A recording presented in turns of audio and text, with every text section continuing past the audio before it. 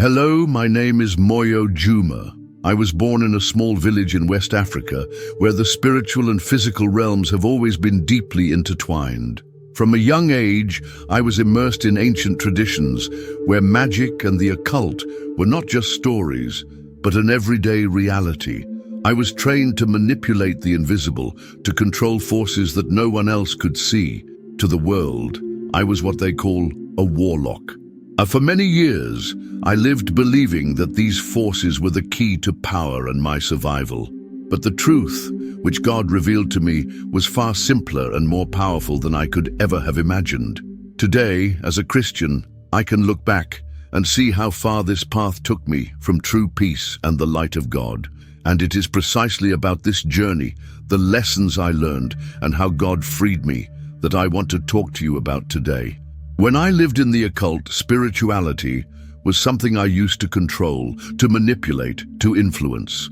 But over the course of this journey, I learned that we cannot simply ignore the spiritual forces around us, especially when it comes to the people we allow into our lives. Today, I want to share with you something that God taught me. Not all people who enter your house bring only their stories or problems. Some of them carry spirits that can change the entire atmosphere of your home. And throughout this video, I will talk about 5 types of people who unknowingly may bring negative spiritual influences into your home. These people are not just visitors. They carry spirits that can profoundly affect your peace and your connection with God. Stay with me until the end, because by understanding these types, you will learn to discern wisely and protect your home from unwanted spiritual influences. The first type of person you need to learn to identify and, if necessary, remove from your life is the unperturbable carrier of darkness. I know it may sound like a strong name, but stay with me and I'll explain what this really means. When you begin to draw closer to God, your spiritual perception becomes sharper. You begin to notice, in subtle ways, that not all energies and presences are the same. Some people, when they enter your home, bring a sense of peace, serenity, something that confirms the presence of God. But there are others who, as soon as they walk through the door, carry something heavier, something that distorts the atmosphere, bringing confusion, anxiety, and even conflict. I experienced this closely when I was immersed in darkness. Some people I was involved with, without realizing it, brought a spiritual shadow that contaminated not only the environment, but also my mind and soul. Many times after a visit, I felt drained, as if my spiritual energy had been drained. I didn't know why, until God revealed it to me. These people carry with them a spirit of rebellion and disobedience, a spirit that is at war with everything that God builds in us. Let me give you an example. Have you ever felt when receiving someone into your house that peace just vanished? Or that after this person's visit, your thoughts became confused, your prayers more difficult, and perhaps even your joy diminished? This is no coincidence. It is a spiritual attack, and it may come disguised as friendship or good intention. And the truth is, if we're not careful, we allow these presences to destroy what God wants to do in our lives. I know that compassion often leads us to accept people into our home, even knowing that they are not aligned with God's principles. But remember, you have the right to protect the peace that God gave you. And often this means setting boundaries and, if necessary, saying no to those who bring darkness instead of light. Now let's talk about the second type of person you need to be aware of, the gossip, the one who plants seeds of discord and destruction in your environment. I know the gossip may seem like an innocuous figure, often disguising themselves as a friend or counselor. They enter your house smiling, with sweet words and a charming smile, but inside, they carry something dangerous. And when this person begins to speak, their words may seem harmless, just updates, funny stories, or even concerns about others. But believe me, what they are really doing is sowing discord and destroying peace. When I was in the spiritual world of darkness, I was taught to manipulate words and use conversations to spread confusion and uncertainty. Gossip is one of the most effective weapons the enemy uses to weaken unity in the body of Christ. He knows that if he can divide, he can weaken. I remember many times in my past when a simple, seemingly harmless conversation left a weight in the air. The words were spoken with care, but their effect was devastating. I saw friendships destroyed, families divided, all because of words that didn't build but destroyed. The gossip brings a spirit of division and suspicion, making you doubt those around you, bringing distrust where there once was trust. I know many may think, but they don't have bad intentions, or they're just trying to help. I thought that too, until I realized the spiritual damage it caused. The mere act of allowing this kind of person into our home and having them speak of others with criticism or judgment, without ever promoting reconciliation, opens doors for the enemy to manipulate the spiritual environment. Ask yourself, how do you feel after this person leaves your house? Do you feel lighter? Or on the contrary, do you feel like something was taken from you? That feeling of weight, of tension, could be the reflection of an unwanted spiritual presence that was allowed into your home. Gossip is a spirit that brings not only division, but spiritual contamination. And the Bible warns us clearly in James 3:16, "For where you have envy and selfish ambition, there you find disorder and every evil practice.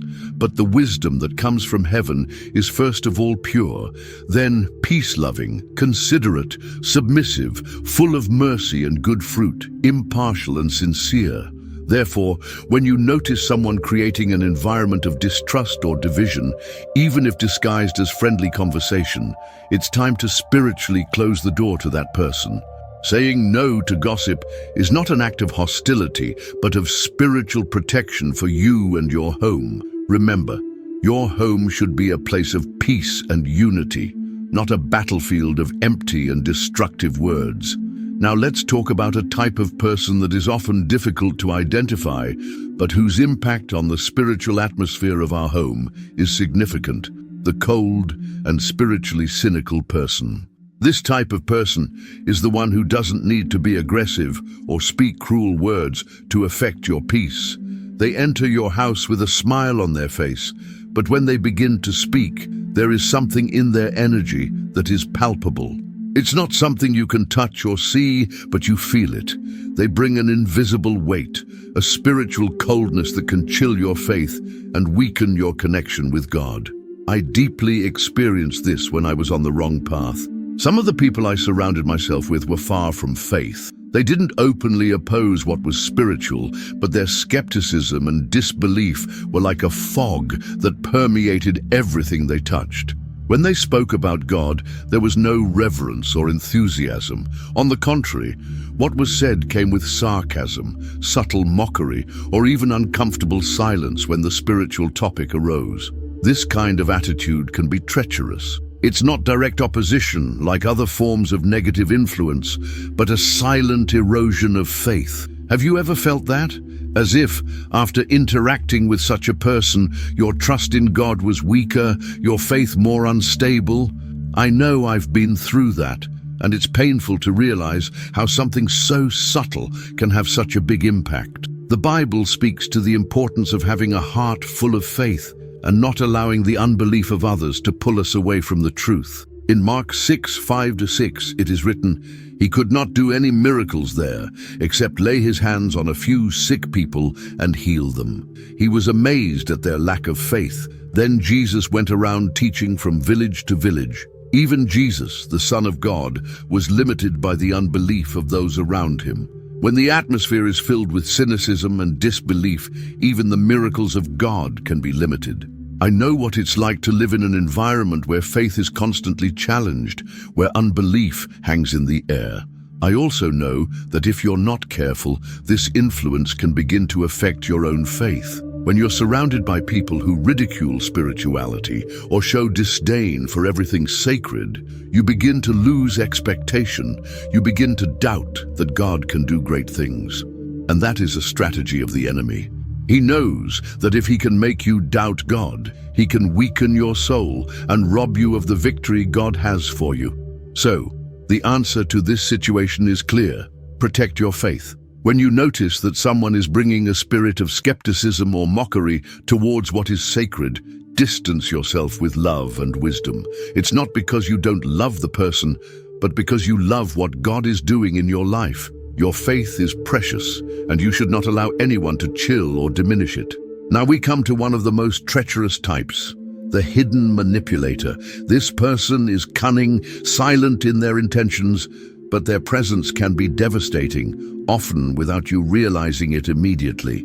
The hidden manipulator may even seem kind, gentle, and helpful, but behind that facade is always an attempt to control the environment around them. They don't shout or impose their will aggressively. On the contrary, they prefer a more subtle method, emotional manipulation. Let me explain. This person enters your home with a smile on their face, offering help, offering advice, presenting themselves as a warm presence. However, what they really want is to have control over the decisions you make, over how you live your life without you noticing. The problem with the hidden manipulator is that they know exactly how to take advantage of your insecurities and weaknesses.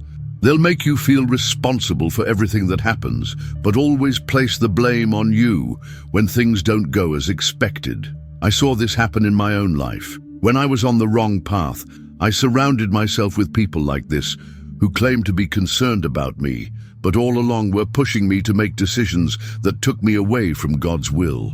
They offered help, but deep down, they were trapping me in an emotional and spiritual web of control.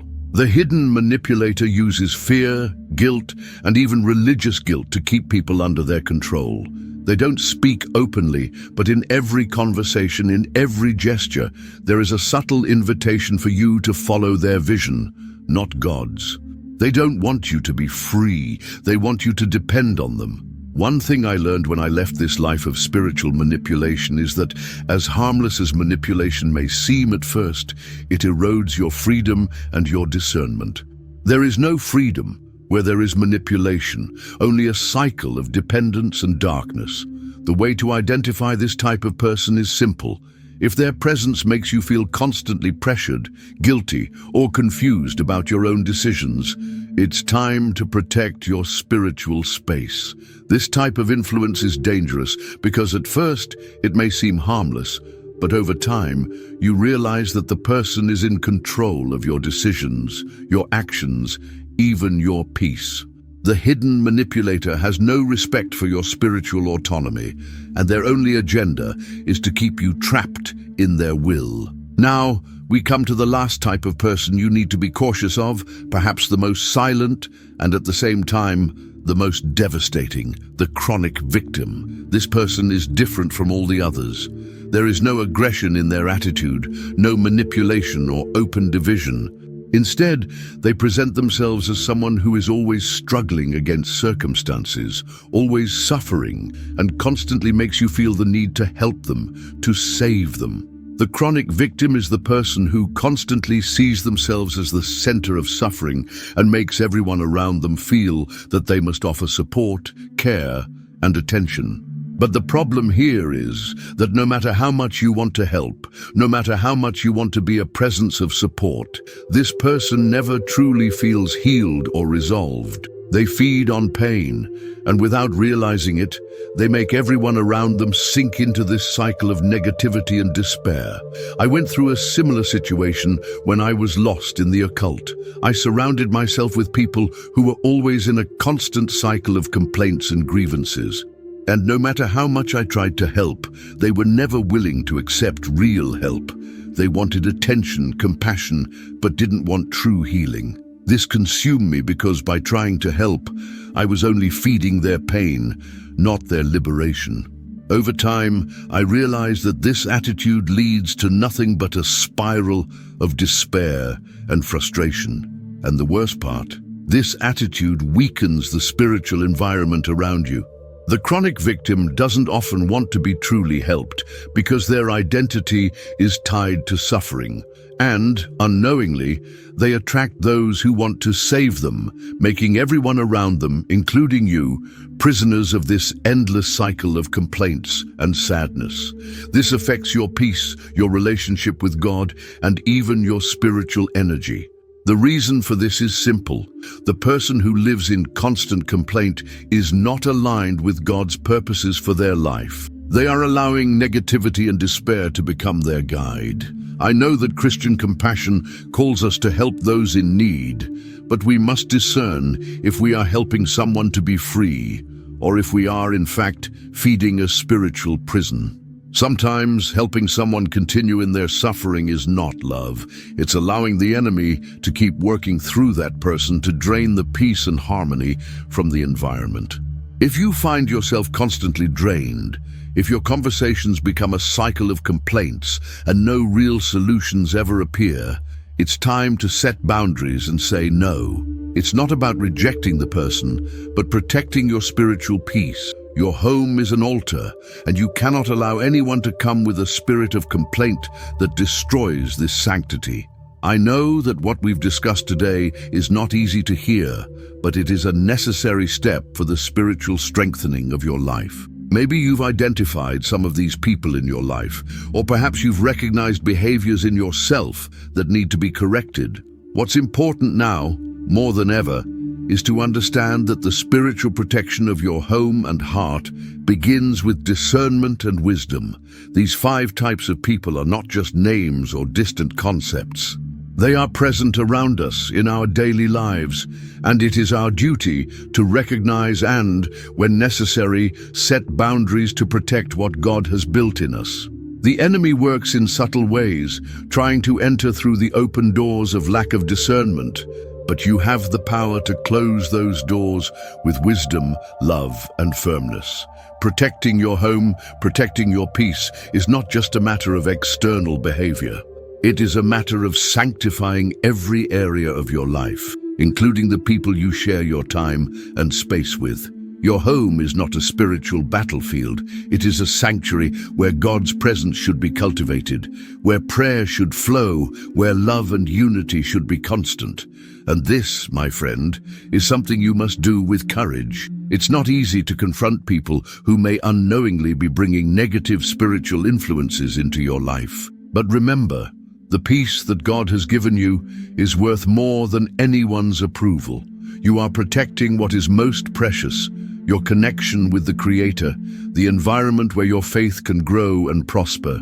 The good news is that even when challenges arise, you are not alone on this journey. God is with you, strengthening your faith, giving you discernment and spiritual intelligence to act wisely in every situation. Do not feel guilty for protecting your sacred space. On the contrary, feel honored to keep your heart and home aligned with God's will. Now, reflecting on everything we've discussed, I want to ask you a simple yet powerful question. How can you apply these lessons in your life today? What can you do now to protect your peace, to close the door to these negative spiritual influences? I know it's a process, and for many, it's a path of continuous transformation. But every step counts, and each step brings you closer to true freedom in Christ. If you feel that this video was important for your journey, I invite you to take action today.